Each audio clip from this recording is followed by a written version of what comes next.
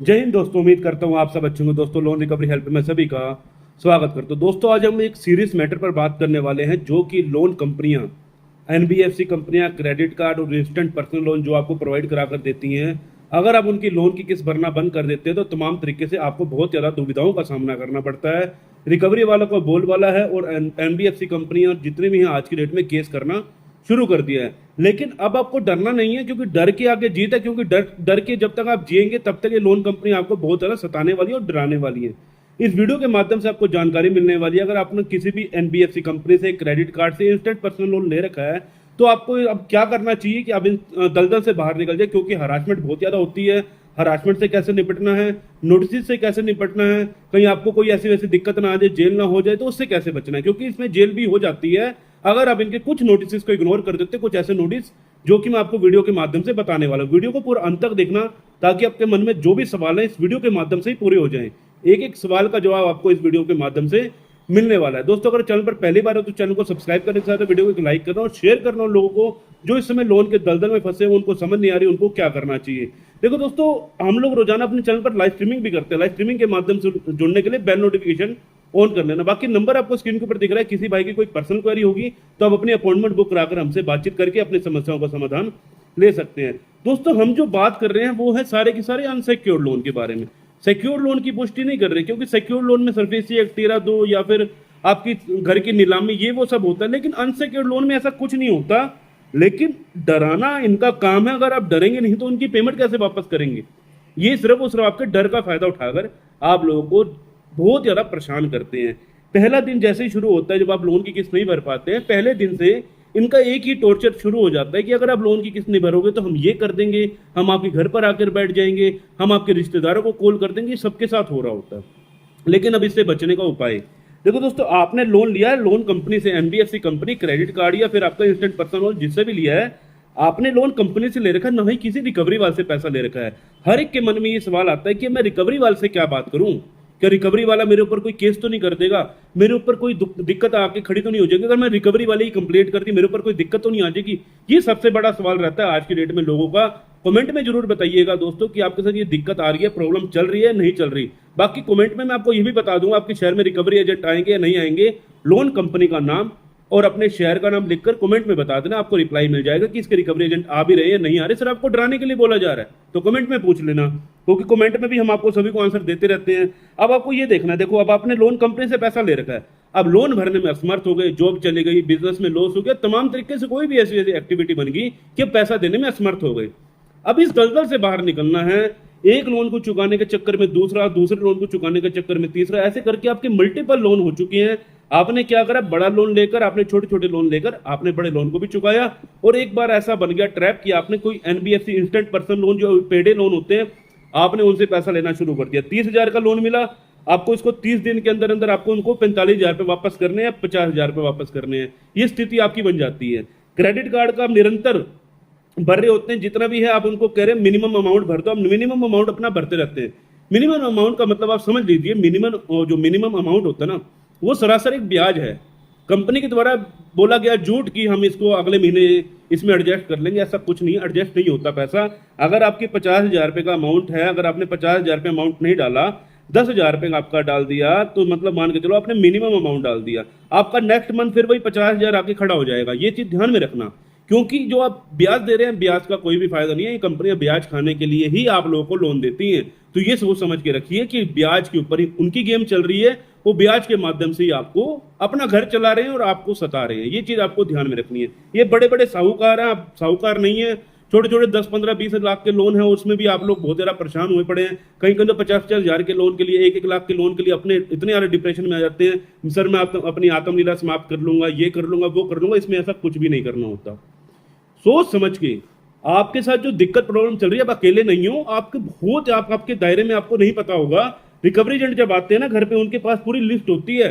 उस लिस्ट के अंदर कम से कम ना करते 400-500 बंदा होगा, आपके एरिया का 400-500 बंदा होगा जो लोन नहीं दे पा रहा। तो ये चीज आपको ध्यान रखनी है। अगर 50,000 बंदों में से अगर 500 बंदे लोन नहीं दे रहे तो उसका मतलब ये नहीं है कि कंपनी बर्बाद हो जाएगी, ऐसा कुछ नहीं है। कंपनी ने अपना पैसा निकालना, वो किस प्रकार निकालना, वो टॉर्चर करके पैसा निकालती है। पहला जो उनका दाम रहता है, आप लोगों को फोन कॉल करके पैसा निकालने की कोशिश करना। फोन कॉल के माध्यम से आपको इतना सताएंगे, इतना डराएंगे कि भैया पैसे नहीं दोगे तो हम ऐसे कर देंगे, वैसे कर देंगे। इसका सबसे रामबाण उपाय मैंने आपको सभी को पहले भी बता रखा है, आपको कुछ नहीं करना, सिर्फ और सिर्फ लोन कंपनी को एक लीगल प्रायर नोटिस भेज देना है। आप खुद से भेज सकते हो, खुद को आपको नॉलेज है तो खुद से भेज दीजिए, नहीं तो हम जो आपको बताते हैं आपको किसी वकील के माध्यम से भिजवाना चाहिए। वकील के माध्यम से भिजवाने का फायदा, आपकी जो डायरी है वो पक्की हो जाती है। देखो उनके पास जी, वो भी आप लोगों को नोटिस भेजते हैं, वो भी सारे वकील के माध्यम से नोटिस भेजते हैं, तो आप उनकी फाइल पक्की होती है। आपकी फाइल कच्ची रह जाती है, आप उनको मेल कर रहे होते हैं, छोटी सी मेल, मेरे पास पैसे नहीं है, मैं नहीं कर पाऊंगा इस महीने, ये वो, इससे नहीं काम चलता। उनको पूरा ड्राफ्ट, लीगल ड्राफ्ट बनाकर दीजिए कि भैया मेरे पास पैसा नहीं है, ये प्रॉब्लम मेरे साथ हो चुकी है, ये मेडिकल इश्यू है या जॉब चली गई है, आप उनको भेज दीजिए। उसके बाद लोन कंपनी आपको 100 कॉल कर रही है, 200 कॉल कर रही है, मल्टीपल लोन है, आपने एक फोन उठाया नहीं, दूसरा फोन बज रहा है, डज नॉट मैटर, फोन उठाना बंद कर दो, कोई दिक्कत वाली बात नहीं है, आपने लोन कंपनी को बता दिया। इस बीच रिकवरी एजेंट घर पर आ रहा है, अगर आपने वकील के माध्यम से उनको लीगल प्रायर नोटिस भेज रखा होगा तो आप उस रिकवरी एजेंट को वो जो लीगल प्रायर नोटिस है वो दिखा देना। वो भी देखेगा, वो भी अनपढ़ ही होते हैं, देख के वो भी कहेंगे चलो भैया ठीक है, चले जाएंगे। उनको कुछ नहीं है, उनको कमीशन बेस पर काम करना है। सो आपके केस में 500, 1000 उनको बचना, तभी वो आप लोगों के पास घर पे बार बार आते हैं। ये सब मामला रहता है, इस वजह से वो आपको परेशान करते हैं। इसके बाद ये रिकवरी वालों का घर पर आना तो बना ही रहता है। 21 दिन के बाद लोन कंपनी के रिकवरी एजेंट आना घर पर शुरू कर देते हैं। हर कंपनी के नहीं आते, हर कंपनी के रिकवरी वाले नहीं आते, बहुत ज्यादा फेक नोटिस भेजते हैं रिकवरी वाले आपको। व्हाट्सएप के माध्यम से आपको बहुत सारे मैसेज भेजे जाते हैं कि टेक्स्ट के माध्यम से हम आपके घर पर आ रहे हैं, 4 बजे आपके घर पर आएंगे, 5 बजे घर पर आएंगे। ये सरासर रिकवरी वालों का बोले जाने वाला सबसे बड़ा झूठ है। रिकवरी वालों का जो भी मैसेज आता है वो आपकी मेल के माध्यम से आता है, लेकिन मेल के माध्यम से भी भेजा गया जो मैसेज है, ये मत सोचिएगा कि 100% आपके घर पे रिकवरी वाला आएगा, ऐसा नहीं होता। रिकवरी वाला कोई 100% नहीं है चांस कि वो आएगा, लेकिन डराने के लिए वो जरूर मेल करवा देते हैं। कोई बड़ी कंपनी है, आपने 1 लाख 1.5 लाख का लोन ले रखा है, तो हाँ उसमें हो सकता है कि रिकवरी वाला एक बार आपके घर पर आए, आपसे बातचीत करके जाए, पैसा क्यों दे रहे। अगर वो गाली गलौज कर रहा है तो उनकी छोटी सी एक वीडियो रिकॉर्ड कर लीजिए, और वीडियो रिकॉर्डिंग के माध्यम से आप उनकी कंप्लेंट दर्ज कर सकते हैं। उनकी कंप्लेंट दर्ज करने के लिए आप ट्विटर का इस्तेमाल कर सकते हैं। देखो रिकवरी वालों की बातें हम हमेशा करते हैं, लेकिन रिकवरी वालों से डरने की कोई बात नहीं है, सिर्फ डर का माहौल बनाकर पैसा निकालने की पूरी कोशिश है उनकी। ठीक है, यहां तक खत्म हो गया। अब लोन कंपनी का सिलसिला शुरू होता है, जो मेन सिलसिला है। ये जो 92 दिनों का सिलसिला है, ये लोन कंपनी अपने अंडर में रखती है, आपके केस को अपने अंडर में रखते हैं कि भैया हम उनका पैसा निकाल लेंगे। लेकिन अब ये 92 दिन जैसे पूरे होते हैं, आपका केस चला जाता है एनपीए में। एनपीए का मतलब होता है नॉन परफॉर्मिंग एसेट में। नॉन परफॉर्मिंग एसेट में जैसे ही आपका केस जाता है, उसके बाद जो है आपके पास लीगल के प्रोसेस होना शुरू हो जाते हैं। पहले दूसरे महीने में आपको हमेशा प्री आर्बिट्रेशन या फिर डिमांड नोटिस, या फिर आपके पास प्री आर्बिट्रेशन, या फिर आपका रिकॉल नोटिस, ऐसे नोटिस आते हैं। अब इसका मतलब समझ लीजिए, ये कंपनियां क्यों भेजती हैं आपको। रिकॉल का मतलब क्या होता है, या फिर रिमाइंडर का मतलब क्या होता है। रिमाइंडर का मतलब लोन कंपनी आपको याद दिलवा रही है कि अब हमारे लोन की किस्त भर दो, हम आपको हम आपका सिविल नहीं तो खराब कर देंगे, आपकी पेनल्टी चार्ज बढ़ा देंगे। रिकॉल। डिमांड का मतलब कंपनी कह रही है मुझे पूरा पैसा मुझे वापस दो, क्योंकि आपने एग्रीमेंट में साइन करके दिया था, मुझे हमारा पैसा पूरा वापस चाहिए। नहीं है, डज नॉट मैटर, आपने कुछ नहीं करना, आपको सिर्फ उस नोटिस का रिप्लाई करवा देना है कि अभी हमारे पास पैसा नहीं, हमें समय चाहिए। लेकिन लीगल वे में उन्होंने भेजा, तो लीगल वे में आपको एक वकील के माध्यम से नोटिस भिजवा देना चाहिए। उसके बाद अब लोन कंपनी आपको प्री आर्बिट्रेशन भेज रही है, प्री आर्बिट्रेशन पे पहले ही ऑब्जेक्शन फाइल कर देंगे, हो सकता है कंपनी आगे ना बढ़े। अगर उसके बाद कंपनी आगे बढ़ रही है, सेक्शन 21 में, 62 में, या तमाम तरीके से आपको आर्बिट्रेशन भेज रही है, तो आपको कुछ नहीं करना, सिर्फ और सिर्फ आपको ये नहीं देखना कि भैया मेरे पास कौन सा नोटिस, कैसा नोटिस आया, किसी एक्सपर्ट को, किसी वकील को दिखा दो, भैया ये नोटिस आया मेरे पास, इस नोटिस का क्या करना है। आपने किसी कंपनी के 2, 4, 5 लाख रुपए देने हैं, अगर आप किसी वकील के पास जाकर नोटिस का रिप्लाई करा देंगे, तो अब ये हो सकता है आपकी आने वाली समस्या का समाधान आपको तुरंत मिल जाएगा। तो ये सब चीजें होती है, तभी हम बार बार कहते हैं नोटिस को इग्नोर मत करो। आर्बिट्रेशन का जैसे ही नोटिस आया, उसके ऊपर आपने ऑब्जेक्शन फाइल करा दी, डज नॉट मैटर, कुछ भी नहीं होगा, आपने जैसे उस पर ऑब्जेक्शन फाइल करा दी। अगर कंपनी आगे बढ़ना भी चाहेगी तो आप उसको रोक लगवा सकते हैं उसमें आर्बिट्रेशन के ऊपर, क्योंकि कंपनी मनमाने तरीके से आपके ऊपर आर्बिट्रेशन का वोट डाल रही है, सेक्शन 17 जो है मनमाने तरीके से डाल रही है। ठीक है, अब इसके बाद लोन कंपनी आपको भेज सकते हैं सेक्शन 25, अगर आपकी ईसीएस लगी है। ईसीएस का मतलब आपके अकाउंट से ऑटो डेप्ट होना पैसा, आपके अकाउंट में पैसा है, आपके उस बैंक ने आपको ईसीएस लगा रखी है, ऑटो डेप्ट होकर उनके अकाउंट में जाना। जैसे 2 तारीख की आपकी ईसीएस की डेट है, 5 तारीख की ईसीएस की डेट है, 10 तारीख की ईसीएस की डेट है, उस डेट पर पैसा डिडक्ट होना, लेकिन आपके खाते में पैसा ना होना और वहां पर बाउंस हो जाना, उसको ईसीएस बाउंस बोला जाता है। अब वो बाउंस होने की वजह से लोन कंपनियां जो है आपको सिंगल ईसीएस बाउंस का केस डाल देती हैं, जो कि आपको बहुत ज्यादा जगह दूर जैसे कईयों का कलकत्ता में केस हो रहा है, कईयों का अहमदाबाद में, कईयों का लुधियाना में, या फिर दिल्ली में, चंडीगढ़, बहुत सारी जगहें हैं जहां पर ये कंपनियां केस डालती हैं। आप आपके शहर से 500 किलोमीटर दूर भी ये कंपनियां केस डाल देती हैं। अब ये सोचो कि आपके घर से 500 किलोमीटर आप जा भी पाओगे, नहीं जा पाओगे। इससे पहले आप सेक्शन 25 का नोटिस का रिप्लाई करवाइए। उसके बाद अगर लोन कंपनी ने या आपने चेक दे रखा तो 138 का, या फिर आपका 316 318 बीएनएस का नोटिस आ रहा है, उसका आपको रिप्लाई तुरंत करवाना चाहिए, उसका रिप्लाई करवा देना चाहिए। अगर उसके बाद भी लोन कंपनी आपको किसी भी तरह का नोटिस भेज रही है, सम्मन भिजवा रही है, तो ये मत सोचिए कि अगर आप वहां नहीं जाएंगे तो आपको तुरंत जेल हो जाएगी। ऐसा कुछ नहीं है। इसके निपटने के तरीके हैं। पहला तरीका क्या है? पहला तरीका आप नोट कर लीजिएगा, वीडियो को ध्यान से देखना। देखो मैं एक एक स्टेप बाय स्टेप समझा रहा हूं आपको समझाने के लिए, तो वीडियो को पूरा ध्यान से देखना। अब ये जो आपको प्री कॉग्नाइज का नोटिस भेजा है, अब उसमें कोर्ट की सम्मन की डेट लगी है, आपको 10 तारीख को मान के चलो आपको कोलकाता जाना है।